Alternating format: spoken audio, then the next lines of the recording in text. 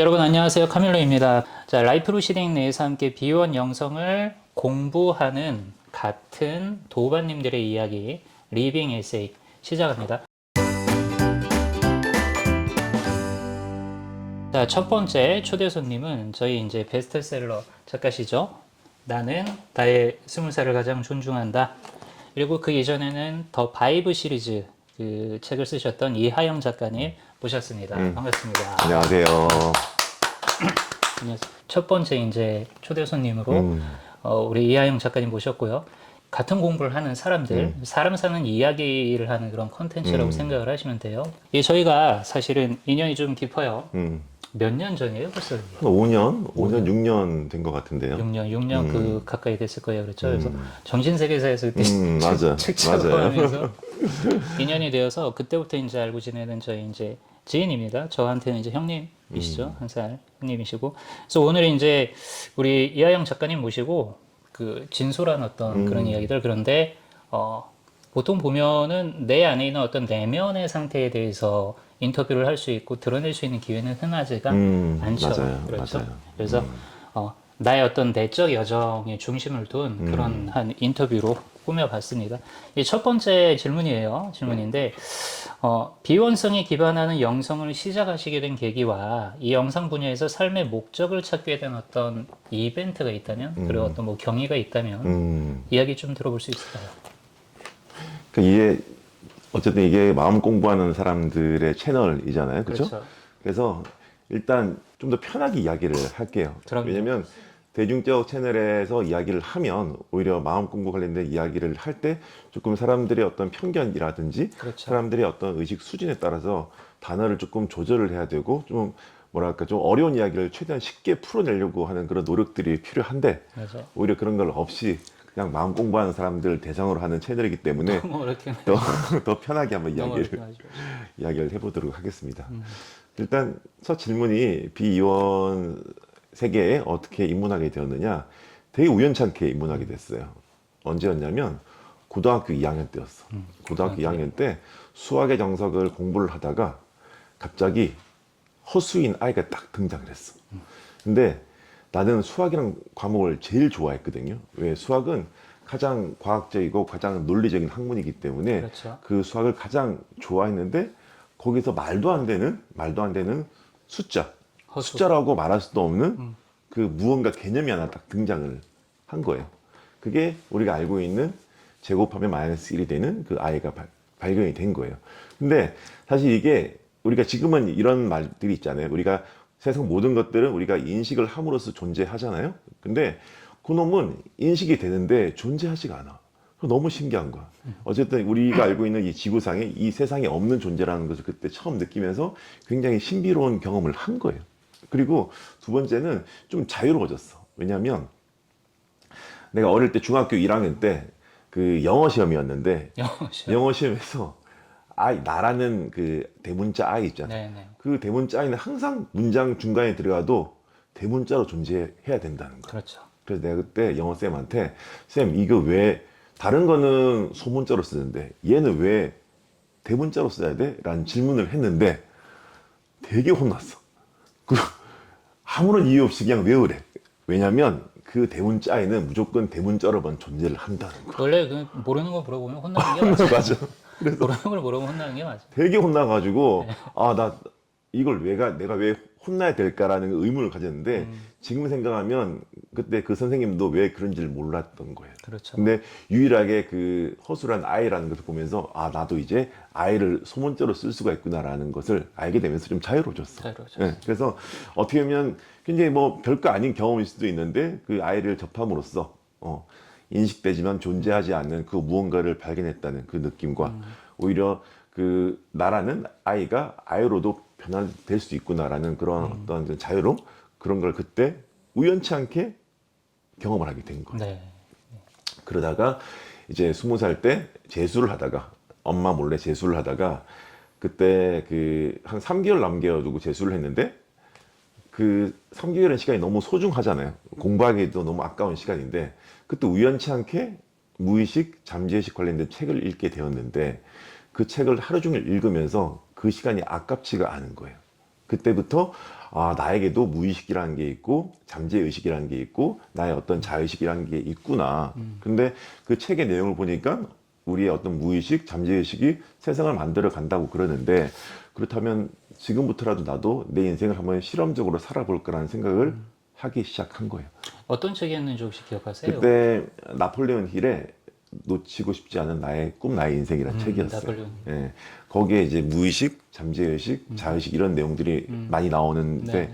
그때 이제 처음으로 알게 됐죠. 그런 용어라든지 그런 단어라든지. 근데 그런 것들을 통해서 어쨌든 내가 지금의 어떤 이런 성장의 과정의 첫 번째 틀을 만들어준 책이었는데 물론 그 책이 너무나 좋은 책이고 훌륭한 책이었지만은 그 당시에는 쉽게 받아들이기는 어려웠어요. 그렇죠. 그래서 그냥 시킨 대로 해보자. 시킨 대로 해보자. 그리고 어차피 내 지금 인생이 바닥이니까 어차피 바닥인 거 어떤 실험을 이 책을 통해서 한번 해보자라는 생각으로 시도를 하기 시작한 거예요. 그러면서 조금씩 바뀌어 나가기 시작했죠. 아마 그때 그 책이 아마 제가 이 비이원이라고 불리는 이 난듀얼리즘의 세계로 들어오게 한 그런 결정적인 어떤 시작점이 아니었을까 생각을 하죠.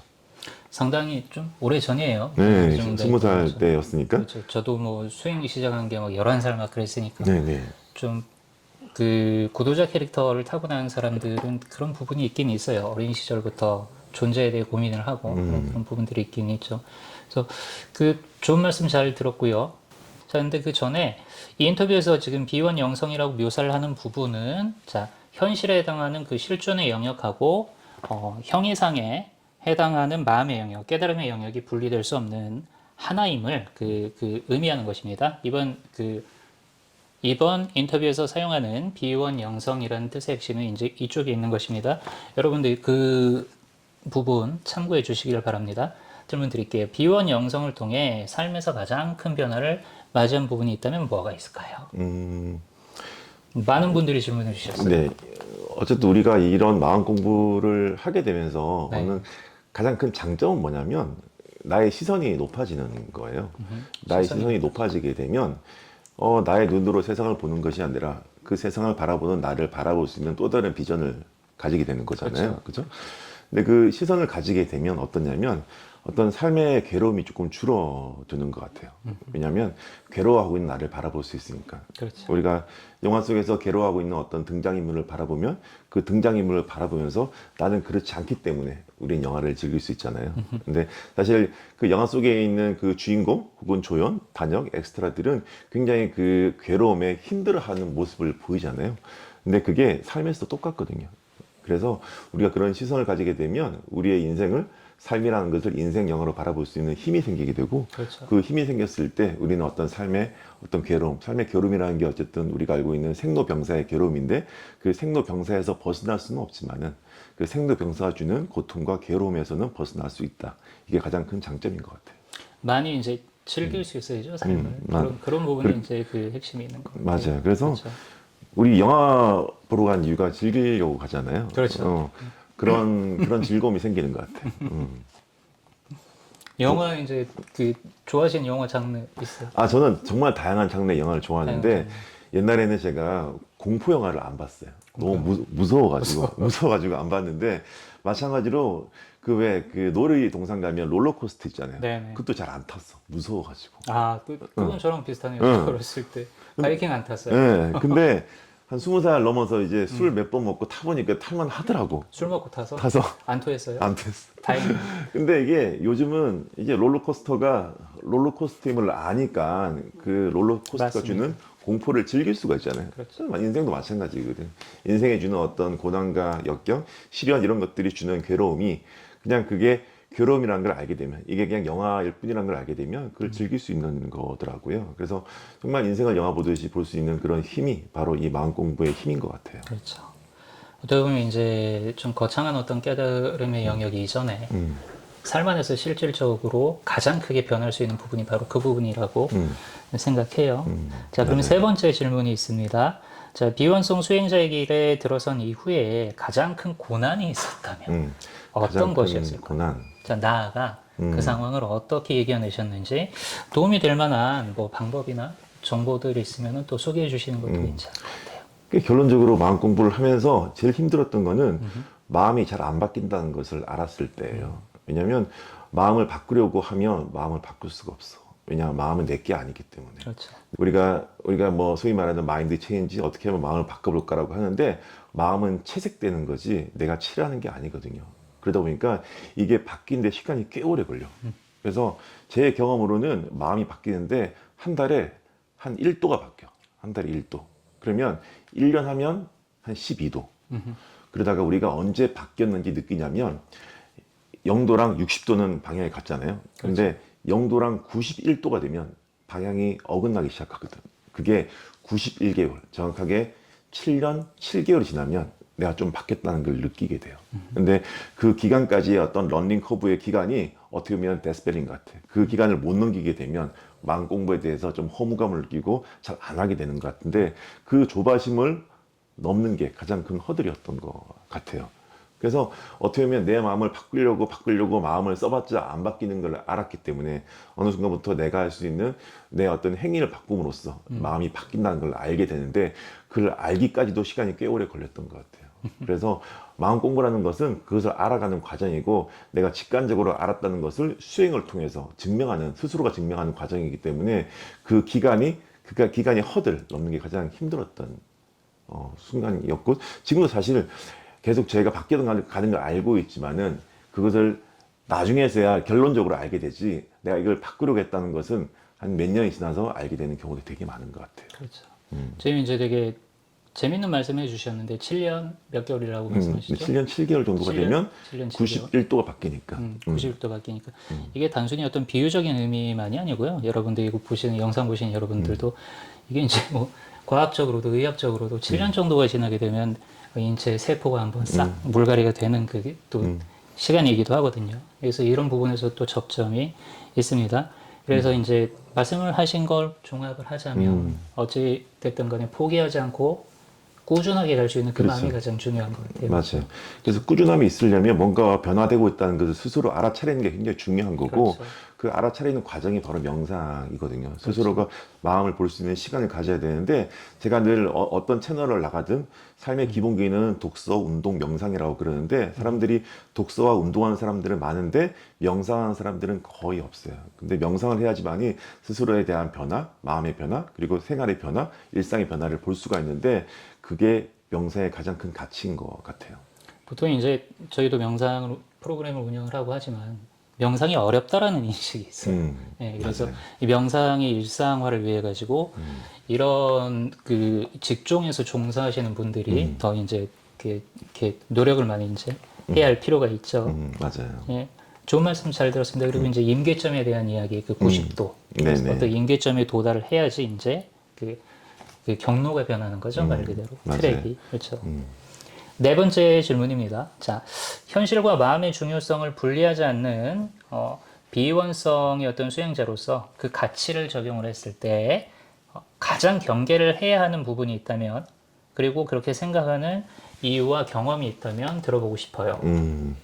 이 질문도 되게 어려운 질문인 것 같아요. 어렵죠. 네, 질문 자체가 어려워. 어렵죠. 그래서 제가 생각에는 가장 경계해야 될 부분은 뭐냐면 어떻게 보면 비이원에 대한 집착인 것 같아요. 네. 깨달음에 대한 집착.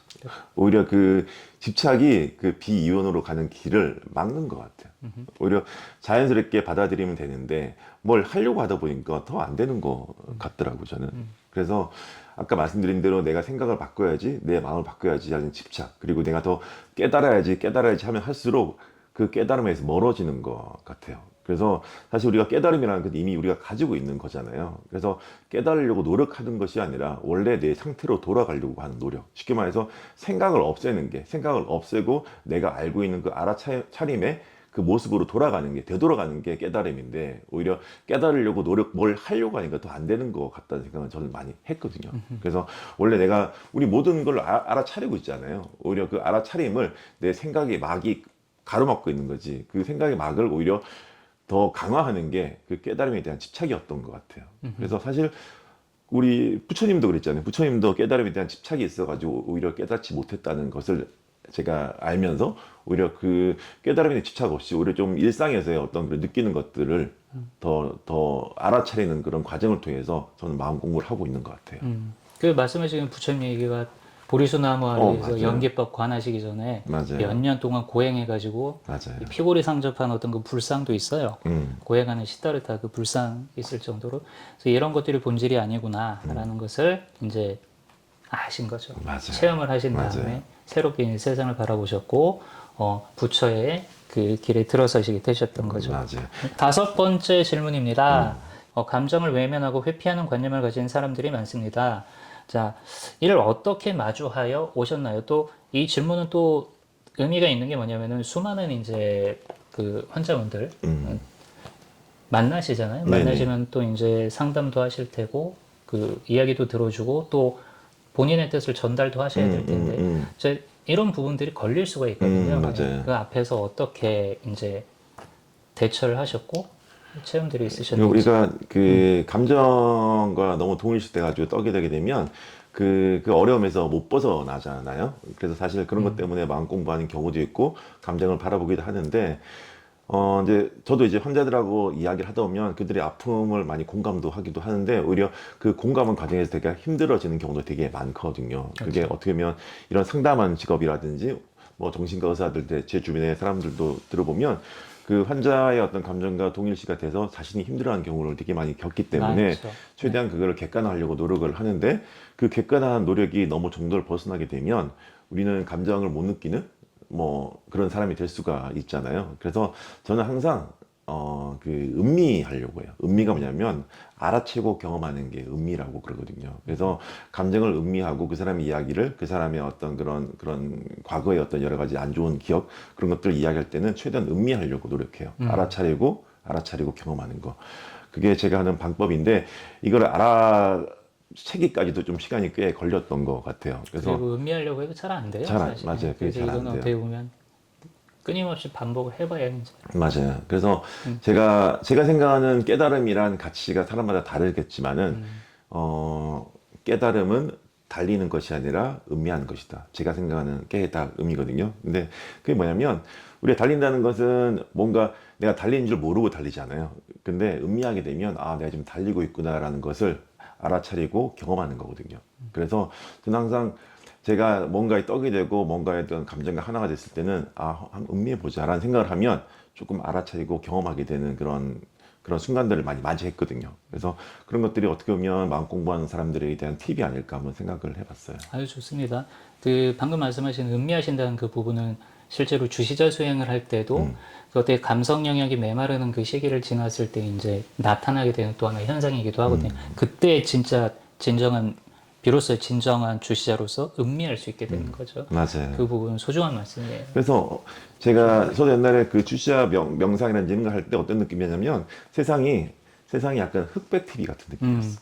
근데 음미하게 거기에 되면? 맞아요. 근데 음미하게 되면 컬러 TV, 굉장히 화사한 컬러 TV를 내가 보고 있구나라는 걸 알면서 보는 느낌 있잖아요. 그 느낌을 여러분들도 한번 받아보셨으면 좋겠어요. 좋습니다.